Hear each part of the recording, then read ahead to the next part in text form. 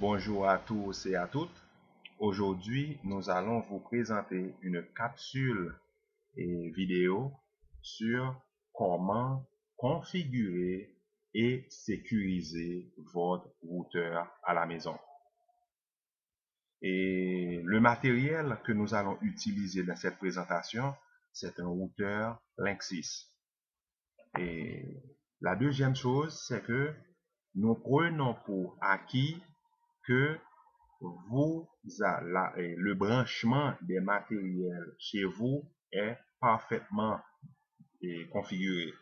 C'est-à-dire le branchement entre le modem et le routeur et entre le routeur et votre ordinateur, c'est parfait. Nous prenons pour acquis que tout cela, c'est bien fait. Maintenant, la première chose qu'il nous faut, c'est de pouvoir accéder à l'interface web de notre routeur. Pour ce faire, il nous faut trois informations. La première, c'est l'adresse IP de notre routeur. Deuxième chose, il nous faut le nom d'utilisateur et le password. Ces trois informations sont inscrites sur la pochette du CD qui accompagne votre routeur au moment où vous l'avez acheté. Cependant, il peut arriver que vous n'arrivez pas, vous avez perdu la pochette qui contenait le CD. Rien n'est pas perdu, vous pouvez toujours quand même accéder à l'interface web de votre routeur, tout simplement en tapant CMD dans le bouton démarrer. Donc, vous cliquez sur le bouton démarrer, vous tapez CMD, vous cliquez sur cmd.exe pour lancer l'invite de commande. Une fois l'invite de commande lancé, vous allez taper la commande ipconfig. ipconfig. Ensuite, vous pressez sur la touche Entrée de votre clavier. Cette commande va générer un tas d'informations sur votre réseau domestique. Cependant, dans notre capsule, l'information qui nous intéresse se trouve à ce niveau. Carte Ethernet, connexion au réseau local. Mais l'information la plus cruciale pour nous, c'est la passerelle par défaut, en anglais qu'on appelle gateway. La passerelle par défaut dans notre cas, c'est 192.168.1.1. Cette information-là, nous allons le taper dans l'URL d'un navigateur web. Dans mon cas, j'utilise Firefox. Donc, ce qu'on va faire, on lance Firefox et puis nous allons taper dans l'URL 192, l'adresse 192.168.1.1, 192.168.1.1. Et on presse sur la touche Enter. On attend quelques secondes et il nous demande d'entrer le nom de l'utilisateur et le password. Maintenant, si vous n'avez pas la pochette de votre CD pour pouvoir récupérer ces deux informations, vous pouvez quand même aller sur Internet et puis taper le modèle de votre routeur et puis vous allez demander le username et le password par défaut de votre routeur. Mais moi, puisque je connais mon nom d'utilisateur et mon mot de passe, je le mets pour pouvoir accéder à l'interface. On clique sur OK et on attend quelques secondes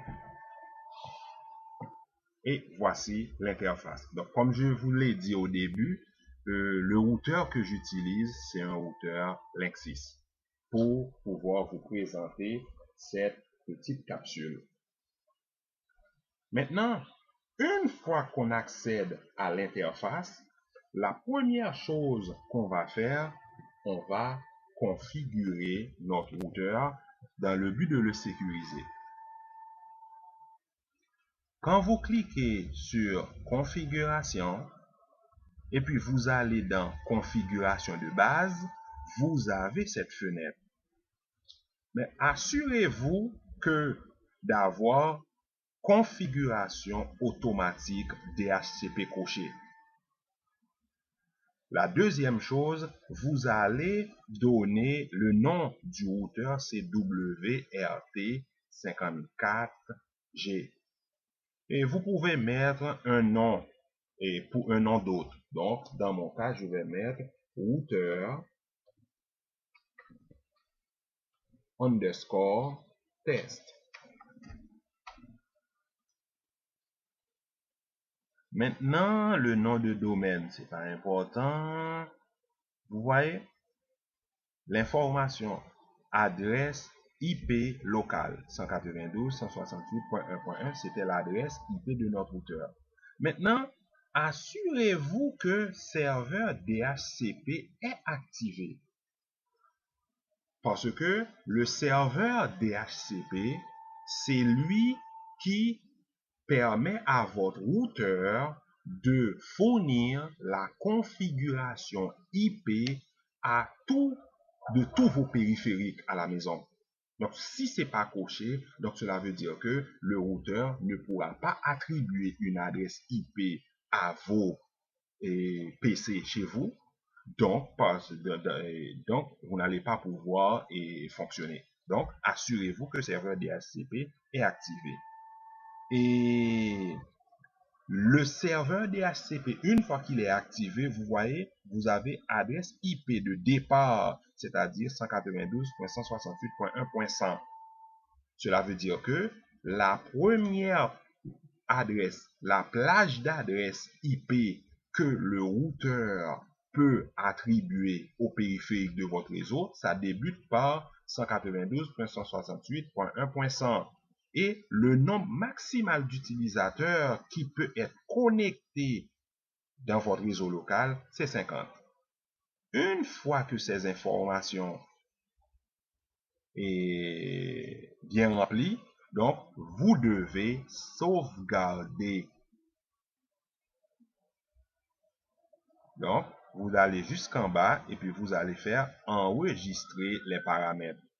Parce que à chaque fois que vous portez une modification dans le fichier de configuration du routeur, vous devez enregistrer les modifications. Maintenant, vous cliquez sur continuer pour qu'on puisse continuer avec les modifications.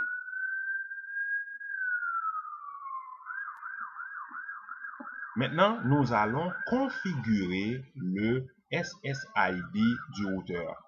Pour accéder au SSID du routeur, vous cliquez sur sans fil. Et dans l'onglet paramètres sans fil de base, vous avez ces informations. C'est quoi le SSID? Le SSID, c'est le nom de mon réseau sans fil. C'est tout simplement. Ou du moins, et c'est quoi son objectif? Son objectif, c'est d'empêcher que d'autres équipements sans fil n'accèdent à votre réseau local soit de façon accidentelle ou intentionnelle. Donc, vous donnez un nom à votre réseau sans fil. Donc, dans mon cas, on va l'appeler test.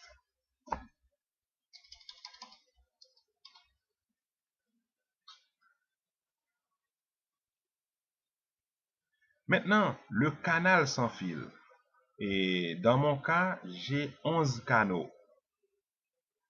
Mais les 3 canaux les plus importants sont le canal 1, le canal 6 et le canal 11.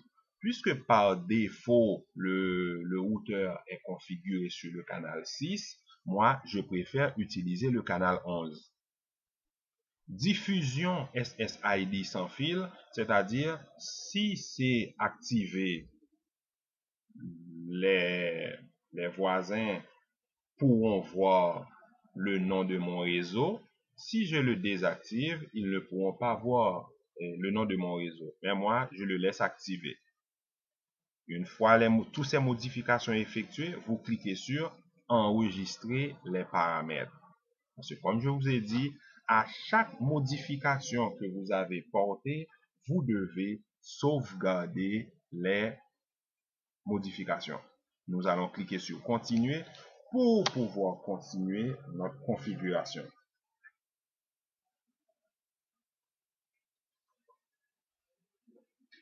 Maintenant, nous allons sécuriser notre Wi-Fi. Et pour sécuriser le Wi-Fi, nous allons cliquer dans l'onglet sécurité. Non, c'est pas dans l'onglet sécurité. Attendez. Nous allons cliquer dans l'onglet sans fil et nous allons cliquer ensuite sous sécurité sans fil. Et là, qu'est-ce qu'on va voir? À notre grande étonnement, vous voyez, le mode de sécurité est désactivé. Cela veut dire que par défaut, le routeur n'est pas sécurisé. Donc, vous devez le rendre sécure. Pour cela, vous activez la sécurité. Et nous avons WPA personnel, WPA entreprise, WPA2, WPA2 entreprise et puis WEP.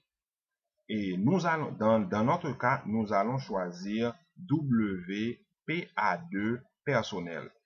Et le WPA, WPA2 et le web, ce sont tout simplement des protocoles de chiffrement. Nous avons choisi WPA2. Maintenant, l'algorithme WPA. Au niveau de l'algorithme WPA, qu'est-ce qu'on a? Nous avons le TKIP et puis le AES.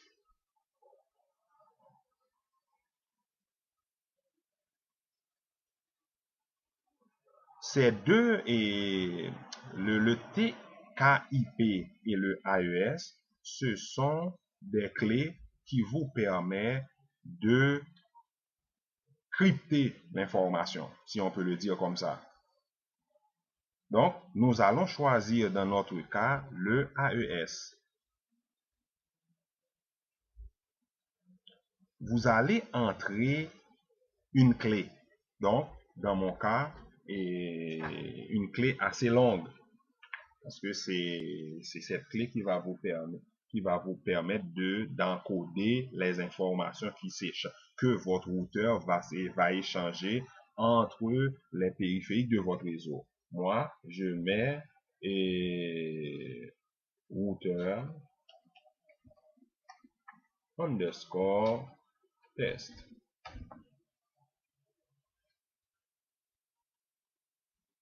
C'est bon. Maintenant, à partir de là, on clique sur enregistrer les paramètres. Mais parmi les protocoles de cryptage, ce que vous devez savoir, la clé et le WEP n'est pas conseillé. C'est-à-dire l'utilisation de WEP comme méthode de sécurité de votre réseau sans fil n'est pas recommandé parce qu'il est facile à craquer. Donc, c'est pas recommandé. Maintenant, à partir de là, on peut enregistrer les modifications. On clique sur enregistrer les paramètres.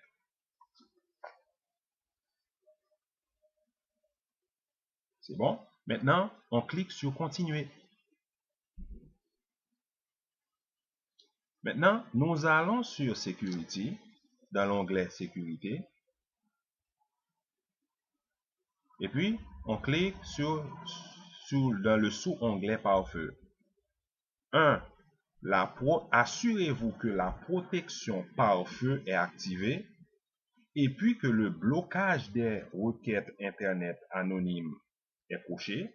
Filtrer multidiffusion est activé. Et puis, IDEN filtre est aussi activé. Assurez-vous que dans cette fenêtre, que ces informations sont bel et bien cochées. Vous cliquez sur enregistrer les paramètres dans le but de sauvegarder ces informations. Maintenant, la dernière chose qu'il nous reste à faire, on clique sur continuer pour pouvoir continuer la configuration. Nous allons modifier le mot de passe de l'administrateur. Parce que par défaut, on a un username et un password. On doit modifier le password par défaut de votre routeur. Pourquoi? Parce que, comme je vous l'ai dit au début, il y a des sites qui vous donnent la liste des usernames et la liste des passwords de la grande majorité des routeurs. Donc, cela veut dire que pour des raisons de sécurité, on est obligé de modifier le mot de passe de l'administrateur. Pour ce faire, nous allons cliquer sur Administration.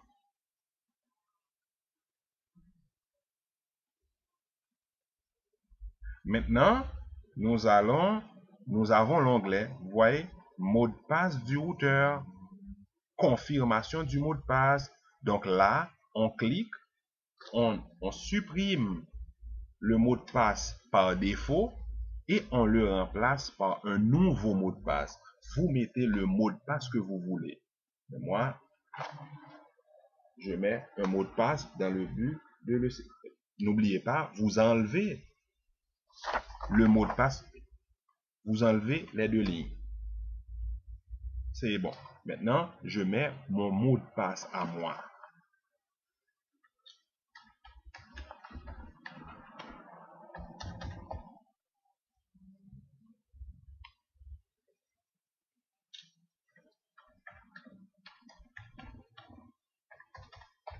C'est bon.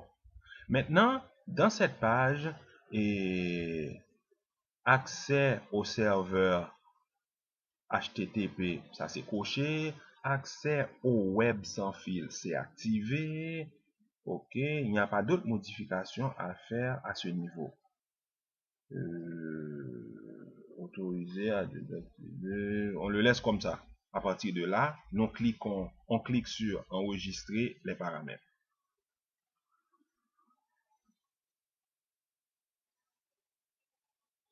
Il vous demande d'entrer le nouveau mot de passe parce que vous avez modifié le mot de passe par défaut. Moi, mon username, je le mets. Et puis mon password, je l'entre.